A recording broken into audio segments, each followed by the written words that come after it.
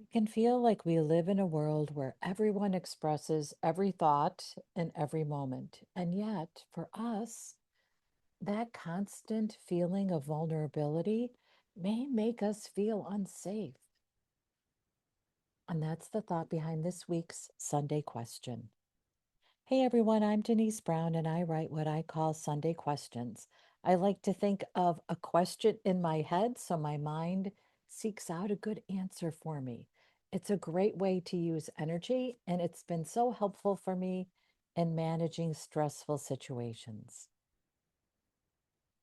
On Friday, so just a couple days ago, I connected with a couple colleagues who have completed or are completing one of my training programs. And we were talking about the content in the program. It's our certified caregiving consultant training. And one of the colleagues talked about training around uncertainty. How do we support family caregivers, those who are caring for a family member, through their uncertain days? And that conversation led her to really explain and express that she often felt unsafe in her own caregiving situation. That uncertainty meant she didn't have safety. That just felt so profound to me. And I started thinking more about safe.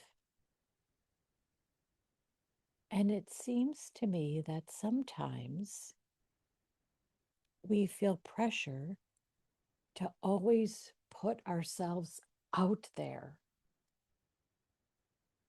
And that pressure can lead us to feel unsafe.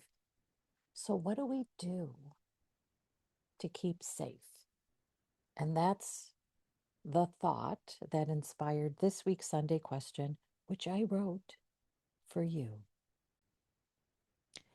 And this week's Sunday question is: how will I keep what matters safe? Our day may require that we share our work, our gifts, and our ideas.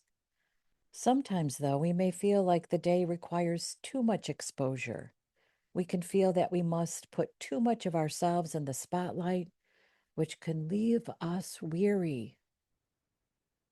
Putting so much of ourselves out there takes energy. Then we use our energy to manage how others respond to us. They'll give us their opinion, judging what and how we do a task or a project. It makes sense then that we want to keep some parts of ourselves just for ourselves. We may have a project related to fulfilling a long held dream that we work on in private. We may have priorities like quiet time with our journal that we hold tight. We can keep what matters safe. We can be intentional about who gets to see or hear or experience certain parts of our life.